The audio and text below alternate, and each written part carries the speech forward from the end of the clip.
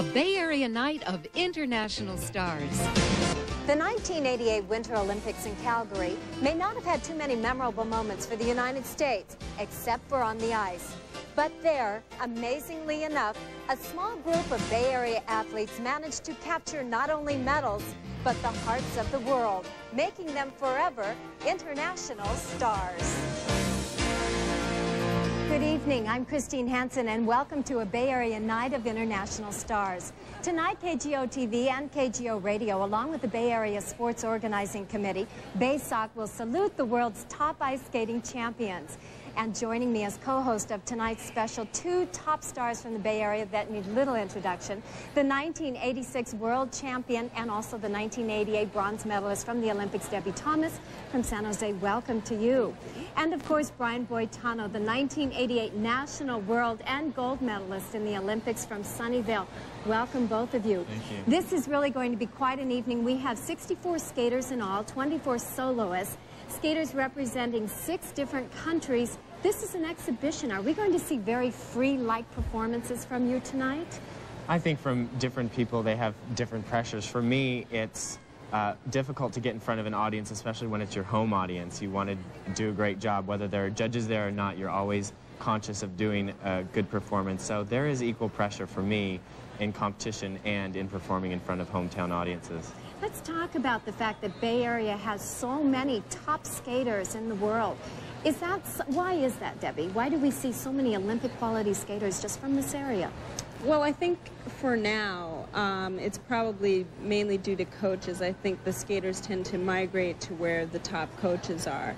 And so for a while, there were quite a few top coaches here. Though Peggy Fleming is from the area, she wasn't training here at that time. But and we have a lot of top stars coming up as well. Yes, we do. All right, now we have national, we have world, and we have Olympic competition. Differentiate between those different types of competition for us, Brian. Well, there are even lower competitions, the Pacific Coast, that qualify. So in that type of competition, you're always nervous because you want to be in the top 3 to qualify for the next competition. But in the nationals, you're always conscious of trying to make the world team and the Olympic team. And of course, an Olympic year, everything that you've been working for is toward the Olympic, toward getting an Olympic medal and toward performance in the Olympics. So that takes the pressure. For instance, when the people come here for the 1992 World Championships in Oakland, they'll feel the pressure of doing a World Championships right after doing the Olympic Games, and that's very difficult to do back-to-back performances.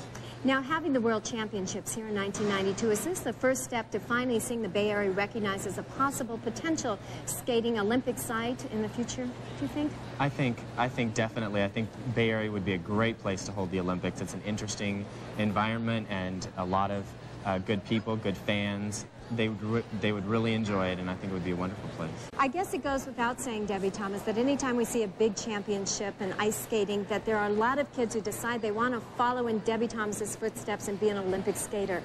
What advice do you have for those kids starting out? Well, I think the best advice that I can give them is to really go into it because they enjoy it. Not necessarily going in for the medal or whatever, because you really want to feel good about yourself regardless of whether you win or whether you don't win. But as long as you really enjoy the sport, I think it's probably the most important thing. Well, someone who's enjoying her sport and winning as well. Right here in Fremont from Mission High, there's someone to keep your eye on for the 1992 World Championships. Kristi Yamaguchi. Tell us about her. Kristi is a very special girl. She's incredibly talented, and I can remember her from when she was really small, and she really wasn't that strong, and now she really is extremely strong, not only in the singles event, but also in the pairs event. Just a wonderful kid, very down to earth, and it couldn't happen to a nicer girl. A lot of hard work and dedication.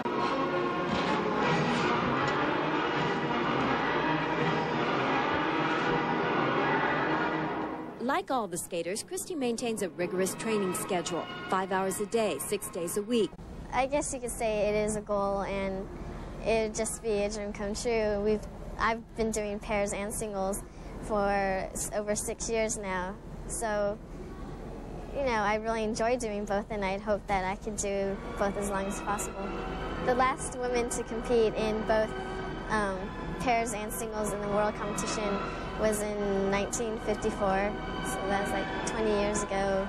That was Margaret Hugh Graham. As an 18-year-old high school student, it has been a long, tough road for Kristi to achieve her dreams. Kristi Yamaguchi, another of the Bay Area's bright, shining skating stars.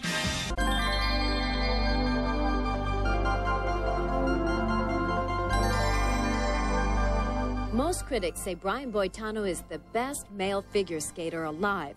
But what is most amazing is that his skill and confidence were evident the very first day he strapped on a pair of skates and slid onto the ice at 8 years old. I guess I learned all the single jumps in one day, in one session. I don't know if that's outrageous, but that's what I did. 12, I knew I was good.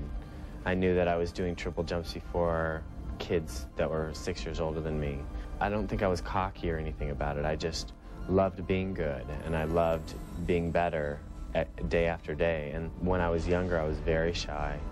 And the ice, when I'm on the ice, I feel like I'm in command. I feel like that, you know, I'm just very strong and very sure of myself when I'm on the ice. And when I get off the ice, I'm a different person. As Brian leapt and spun all over the ice at Calgary, he was definitely in command, finally realizing the goal of 17 years of work. It's almost something that is too amazing for life, and I may not wish it on anybody else, because there's nothing that can be better than that. So consequently, whenever I set anything for myself now and I achieve it, it's kind of like, oh yeah, that was nice. You know, that's nice, but when you remember Calgary, there's no words to explain it. Even though you can't live in the past, you have to set other goals and keep trying to reproduce that feeling that you had at the Olympics. Okay, can you step to the side, please? Since winning the medal, Brian has learned what it costs to be a world-famous celebrity. Never being able to go anywhere without really having anyone not know who you are is difficult. You know, you really have to go somewhere, I mean, maybe nowhere on the planet, but you have to go somewhere inside your house or somewhere real quiet with private people to get a lot of peace. But he's basically such a nice guy. He's learned how to deal with the limelight. You know, you're expected to be on when these people come and go, oh, I just want to, you know. And I feel that it's good for me. I love when they do that, and it's my job to show them that I care. The biggest compliment that I get is when people leave and they go, you know what, you're as nice as I thought you'd be. One of his goals is to open an Italian restaurant in San Francisco, to be called, what else? Boitano's. But so far, that's had to wait, since Brian recently turned professional. It was very hard for me to turn pro. I really didn't want to do it, and sometimes I think now that I shouldn't have.